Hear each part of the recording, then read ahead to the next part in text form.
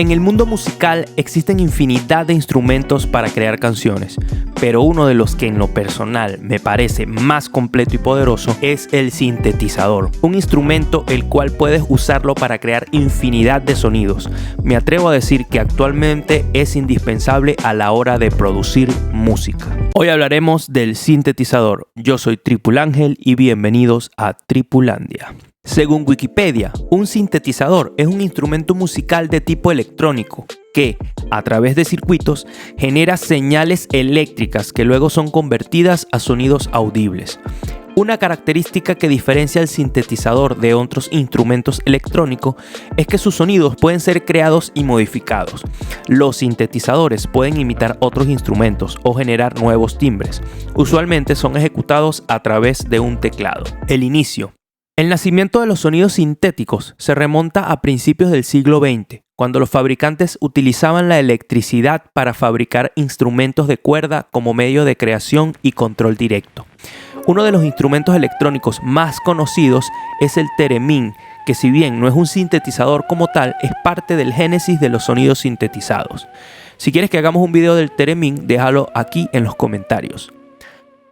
En la década de los 50, Radio Corporation of America, en sus siglas RCA, era uno de los mayores fabricantes de dispositivos de entretenimiento para el consumidor y electrónica militar. Por un breve tiempo, RCA también fue el sitio de investigación de vanguardia en instrumentos musicales, gracias al ingeniero Harry Olson, el principal experto de RCA en el campo de la acústica. En la década de 1940, Olson se interesó en hacer música electrónica y él, junto con su compañero ingeniero de RCA, Heber Bellar, diseñaron un sintetizador de música electrónica masivo llamado Mark I. El RCA Mark I tenía un banco de 12 circuitos osciladores que usaban tubos electrones para generar los 12 tonos básicos de una escala musical.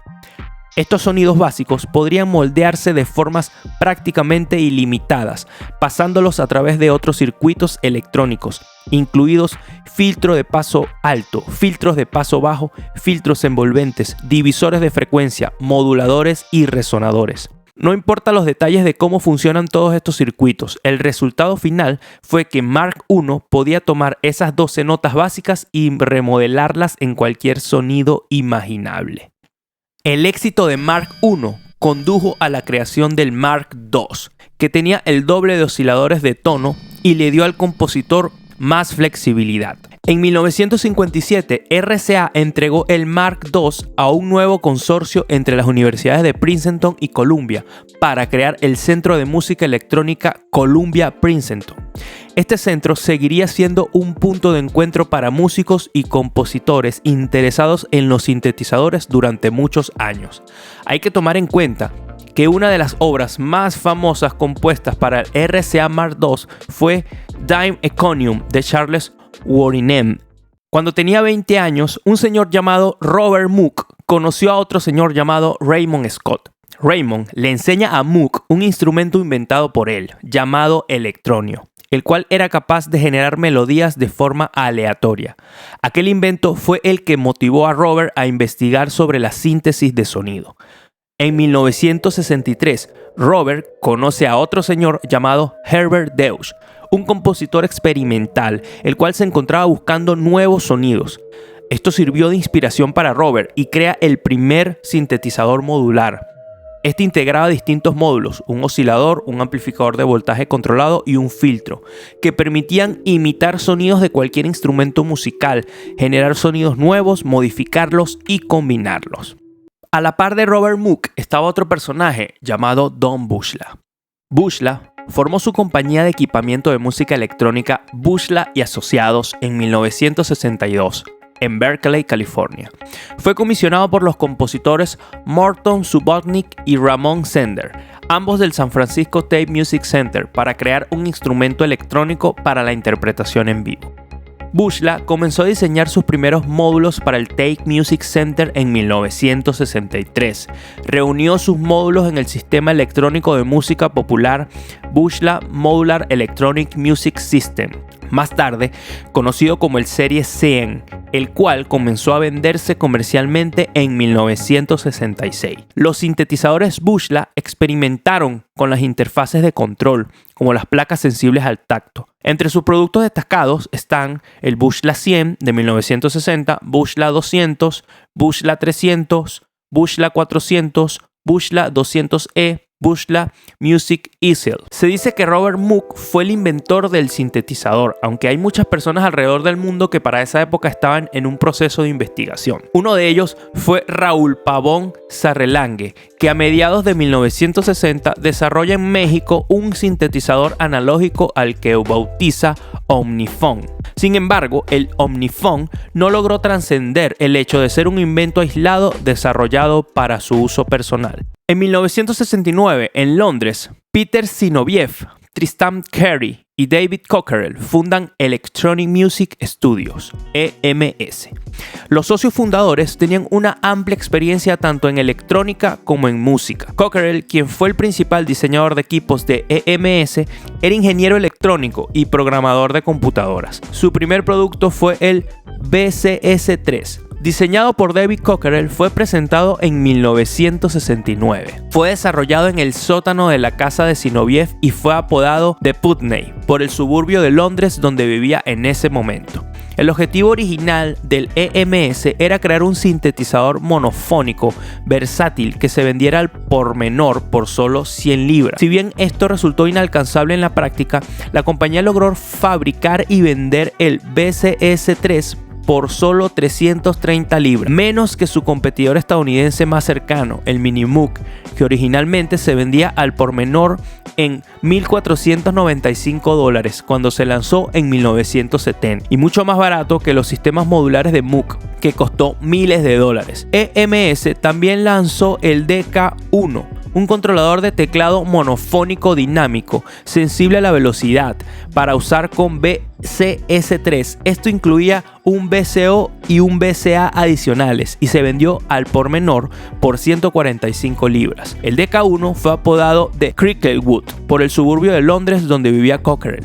El BCS-3 constaba de 3 osciladores controlados por voltaje, VCO, un generador de ruido, 2 amplificadores de entrada, modulador en anillo, filtro de paso bajo, controlado por voltaje, generador de envolvente trapezoidal, reverberación controlada por voltaje, medidor de nivel, 2 amplificadores de salidas, proporcionando así una salida estéreo y un joystick que proporcionaba control de modulación X y Y. Otros sintetizadores de esta compañía fueron el Synthi 100, Synthi A, Synthi AKS, EMS Polysynthi, Vocoder EMS 2000. Uno de sus más recordados es el MS Synthi Hi-Fi de Sound Freak, comprado por David Gilmour y usado en el Dark Side of the Moon. No es un sintetizador en sí, realmente es uno de los primeros procesadores de efecto. Tom Overheim.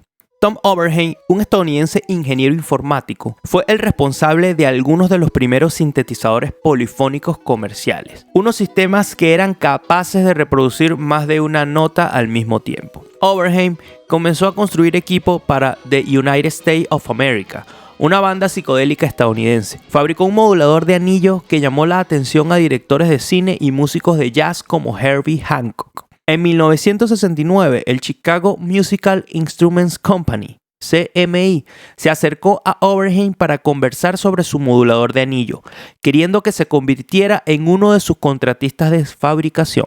Overheim desarrolló los exitosos sintetizadores Overheim Du Bois, 4Voice, 8Voice, además de secuenciadores y cajas de ritmos que se utilizaron en jazz, hip hop y techno. Otros productos destacados, el OBX, DMX, CEM, TBS Pro Special Edition. En 1970, Dave Smith funda Sequential Circuit Inc. Y en el año 1978, junto a John Bowen, diseñador de sonidos, lanzan el Prophet 5. Este fue el primer sintetizador analógico programable a un precio asequible y que gozó de una enorme popularidad desde su lanzamiento hasta la primera mitad de 1980. El Prophet 5 fue revolucionario por ser uno de los primeros sintetizadores analógicos en implementar memoria de parches, una funcionalidad que guardaba las preferencias del usuario para todos los parámetros del sintetizador en una memoria interna. También es uno de los primeros sintetizadores polifónicos, con una polifonía máxima de 5 voces, lo que significa que hasta 5 notas pueden sonar al mismo tiempo. Otro de los productos son Prophet T8, el primer sintetizador MIDI con teclas semipesadas, con la dinámica de un piano. SIG-Track, el primer sintetizador multitímbrico. En 1962, Tsutomu Kato y Tadashi Ozanai fundan Keiko Electronic Laboratorios, KELT. En 1967, Kato se acercó al ingeniero Fumio Mieda, quien deseaba iniciarse en la construcción de teclados musicales. Impulsado por el entusiasmo de Mieda, Kato le pidió construir un prototipo de teclado y 18 meses después, Mieda le presentó un órgano programable. La compañía Keio vendió este órgano bajo la marca Korg, hecha de la combinación de su nombre con la palabra órgano, en inglés organ. Los órganos producidos por Keio fueron exitosos a finales de los años 60 y principios de los 70, pero consciente de la competencia, decide usar la tecnología del órgano electrónico para construir teclados dirigidos al mercado de los sintetizadores. Es así pues que en 1973 nace el Mini Korg. El Mini Korg 700 fue el primer sintetizador monofónico de producción masiva de Korg, lanzado en 1973, en un momento en que la forma de los sintetizadores como instrumentos musicales no se había establecido completamente. Después de mucha experimentación, llegó el Mini Korg 700 trayendo el mundo de los sintetizadores a un amplio grupo de usuarios al ofrecer operaciones simples que podrían producir cambios extremos en el sonido, y fue defendido por una base sólida de músicos admiradores. Uno de los sintetizadores más icónicos de la marca Korg es sin duda alguna el MS-20. El sintetizador monofónico MS-20 de Korg, presentado por primera vez en 1978, sigue siendo un instrumento codiciado hasta el día de hoy, gracias a su sonido grueso y robusto, su potente e icónico filtro analógico y sus versátiles opciones de parcheo.